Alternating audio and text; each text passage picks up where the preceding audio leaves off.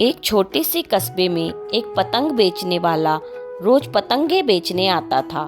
उसकी पतंगे रंग बिरंगी और आकर्षक होती थीं, जिन्हें देखकर बच्चे खुशी से उछल पड़ते थे। जब भी वह कस्बे में आता, बच्चे उसके चारों ओर घूमने लगते और बड़ी उत्सुकता से पतंगे खरीदते। दिन भर पतंगे बेचने के बाद वह वापस चला जाता था। एक दिन वह बाजार में पतंगे बेचने खड़ा था। आज उसकी कम पतंगे बिकी थी। तभी एक लड़का उसके पास आया और बोला, चाचा, पतंग कितने की है? 10 पैसे की एक और 25 पैसे में 3 मिलेंगी। लेकिन मेरे पास सिर्फ 5 पैसे हैं। एक काम करो, एक पतंग मुझे दे दो, बाकी 2 किसी और को बेच देना, जिससे तुम्हारे 3 पतंगे 25 पैसे में बिक जाएंगी। नहीं बेटा, एक पतंग तो 10 पैसे की ही मिलेगी। लड़का उदास होकर चला गया और पास के पीपल के पेड़ के नीचे बने चबूतरे पर बैठ गया। पतंग बेचने वाला उसे देखता रहा।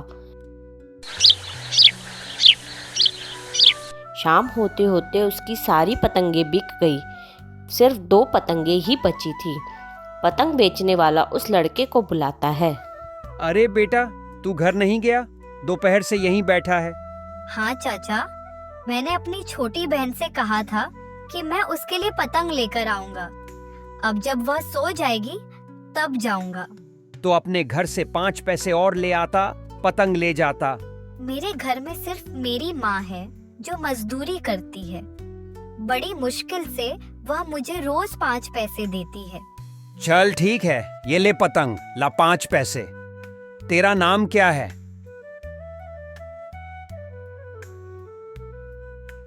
मेरा नाम राहुल है।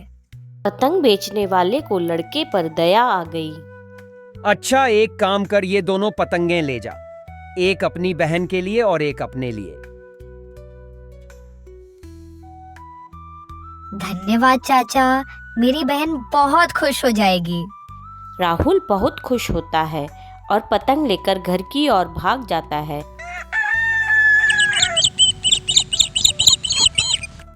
अगले दिन पतंग बेचने वाला फिर बाजार आता है और उसे राहुल फिर से दिखाई देता है। चाचा, ये 5 पैसे ले लो। ठीक है बेटा, तू एक पतंग ले जा। नहीं चाचा, ये तो मैं कल की पतंग के पैसे दे रहा हूँ। माँ ने कहा कि बिना पैसे के कुछ लेना भीख कहलाता है। तेरी माँ के विचार बहुत अच्छे हैं। तू पढ़ने जाता है? नहीं, हमारे पास इतने पैसे नहीं हैं। मैं घर पर ही पढ़ लेता हूँ। तुम रहते कहाँ हो? वो जो बड़ा सा पीपल का पेड़ है, उसके पीछे मेरा घर है।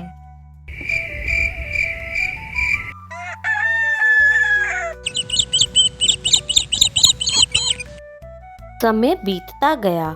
कभी कभी राहुल पतंग लेने आता और अपनी बहन को दे देता। कुछ दिन बाद पतंग बेचने वाले को राहुल नजर नहीं आया। वह पतंग लेने भी नहीं आता था।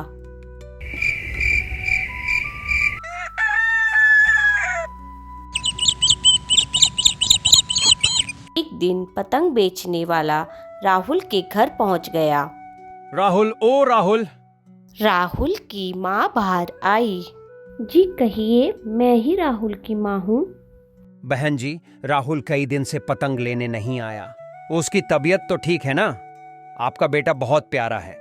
हाँ भैया, वो बिल्कुल ठीक है। भैया, मेरा काम छूट गया है।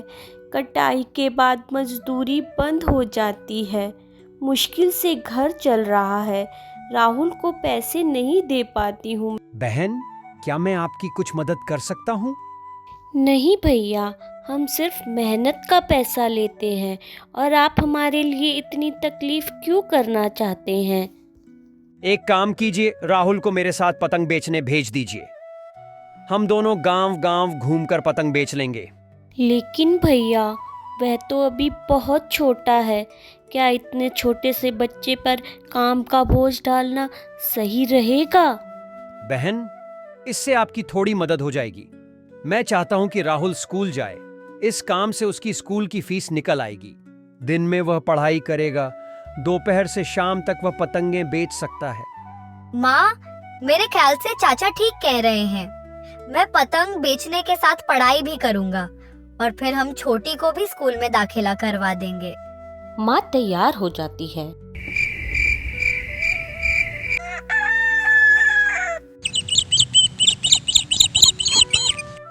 अगले दिन सुबह राहुल पतंग वाले के साथ पतंगे बेचने जाता है। पतंग बेचने वाला राहुल को स्कूल में दाखिला करवा देता है। राहुल पढ़ाई के साथ साथ शाम को पतंगे बेचने लगता है।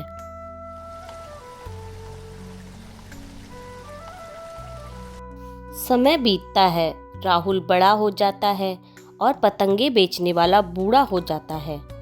चाचा, अब आप काम मत कीजिए। मेरी पढ़ाई पूरी हो गई है, जल्द ही मुझे नौकरी मिल जाएगी। बेटा, तुझे अपनी माँ और बहन का ख्याल रखना है। मैं तो जैसे तैसे अपनी जिंदगी काट लूंगा। तू नौकरी करके अपनी बहन की शादी के लिए पैसे जोड़ लेना। राहुल बहुत मेहनत करता है।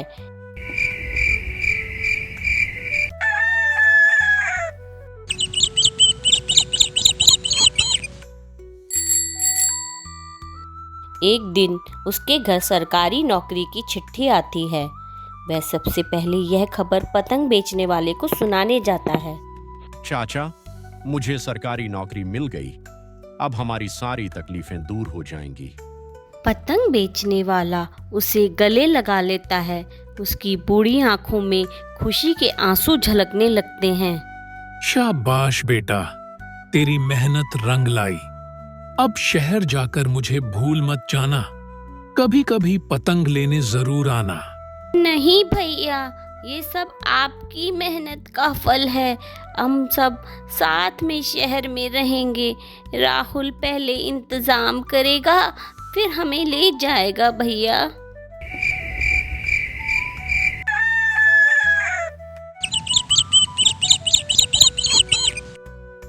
राहुल शहर चला जाता है। 3 महीने बाद वह एक बड़ा मकान किराए पर लेता है और घर लौटता है। माँ, जल्दी से सामान बांध लो, हम कल ही शहर चलेंगे। अब हमारे दिन बदलेंगे। मैं चाचा से भी मिलने जा रहा हूँ, उन्हें खुद साथ चलने के लिए कहूँगा। बेटा, वो नेक इंसान तो बहुत पहले ही अपना सामान बांध चुके हैं। हमें छोड़कर हमेशा के लिए चले गए। माँ की आंखें भर आई। राहुल के पैरों तले जमीन खिसक गई। वह भागता हुआ पतंग वाले के घर पहुंचा। चाचा, आपने सारी जिंदगी मेरा साथ दिया और जब मेरी बारी आई, मैं आपको एक बेहतर जिंदगी देने वाला था। आपने क्यों कुछ नहीं कहा? बेटा, कुछ लोग पेड़ की तरह होते हैं। वो खुद धूप सहते हैं लेकिन दूसरों को छांव देते हैं। वो खुद कुछ नहीं लेते लेकिन दूसरों की जिंदगी को फलदार बना देते हैं। राहुल आसमान की तरफ देखता है। एक अकेली पतंग बहुत ऊंचाई पर उड़ रही होती है, जैसे कोई आशीर्वाद बनकर आकाश में लहरा रही हो। उसकी आंखें नम होती हैं लेकिन दिल मजबूत। अब मेरी जिंदगी का मकसद सिर्फ अपनी तरक्की नहीं, बल्कि किसी और की राह रोशन करना भी होगा।